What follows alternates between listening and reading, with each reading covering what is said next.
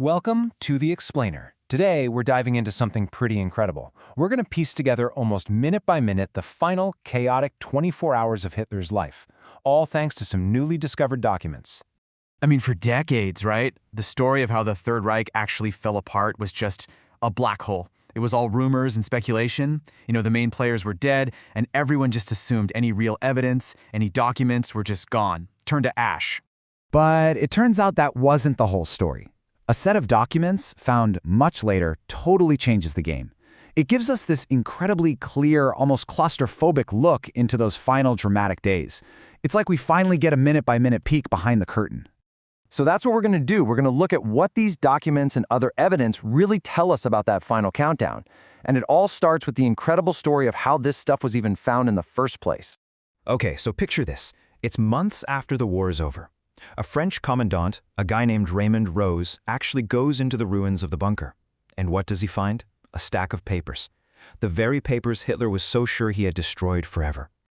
So, with that discovery in mind, let's rewind. Let's go back to the final 10 days of the war and really set the scene. We need to understand what it was like inside this concrete tomb, where not just an empire, but the man at its center was completely falling apart. 7 meters. Think about that. That's how deep underground the Fuhrer bunker was. Just this fortress of concrete and steel, buried right under the middle of Berlin. It was designed by Hitler's own architect, Albert Speer, with one goal in mind: to be totally, completely bomb-proof. But here's the thing. This was no grand command center, not at all. It was a depressing, suffocating tomb. Imagine it. Cold, damp air, these tight, claustrophobic hallways. And on top of all that, this constant, droning noise from the ventilation system. It was basically a form of mental torture for anyone stuck down there. And inside this tomb, the man in charge, Hitler himself, was just falling apart, physically and mentally. He had Parkinson's disease, and his left hand shook so bad he had to hide it in his pocket all the time. He looked way, way older than he actually was, and he needed daily injections of vitamins and glucose just to get through the day. It's kind of poetic in a dark way. His physical decay was a perfect mirror for what was happening to his Reich. Here's a guy who dreamed of dominating the world, and now he's trapped in a couple of damp rooms. His entire empire had shrunk to the size of this bunker, while his armies were getting wiped out right above his head. Okay. So that's the physical setting. Now let's get into the human drama, because this is where it gets really intense. We're talking loyalty, betrayal. As the end got closer and closer, you really started to see people's true colors. And in Hitler's inner circle, you basically saw it split into two extremes. On one side, you have the unwavering, almost bizarre loyalty of his mistress, Eva Braun. And on the other, the just audacious betrayal from his chosen heir, Hermann Göring.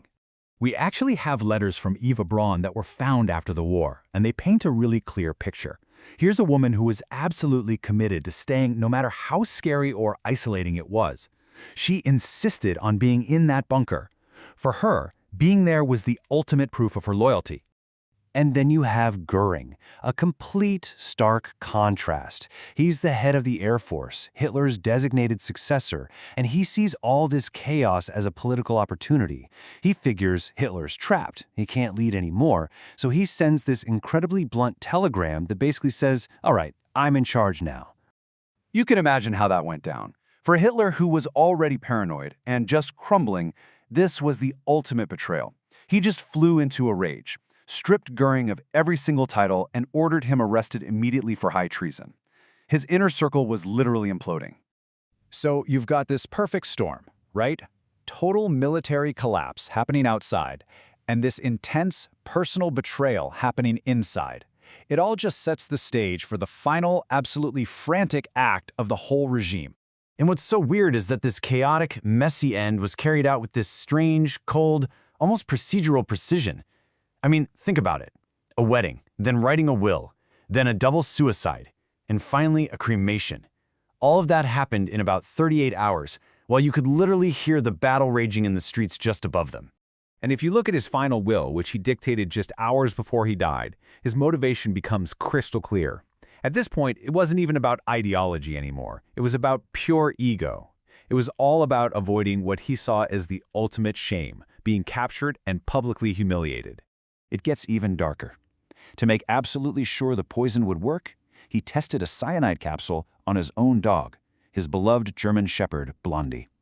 Once he saw the dog die, he knew the pills were good to go.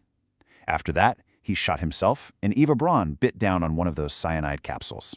You see, he was completely obsessed with controlling his own narrative, his own legacy, even after he was dead. He was terrified that the Soviets would capture his body and parade it through Moscow like some kind of trophy. So his very last act was an attempt to literally erase himself from the world, leaving absolutely nothing behind for his enemies. But this plan, this final act of destruction, it created one last huge mystery for the Allies to solve. Because he almost pulled it off, he had nearly succeeded in just vanishing. So when the Soviet Red Army finally storms the bunker, they go out to the garden where the bodies were burned, and all they find are these charred remains. So now they've got this critical problem. How do you prove to the entire world that Hitler is actually dead? Well, the answer wasn't DNA, it wasn't fingerprints, it was a tiny little object that somehow survived the fire. The investigators, they managed to track down his dentist's assistant, and she had his dental records, which perfectly matched this unique piece of bridge work they found in the remains.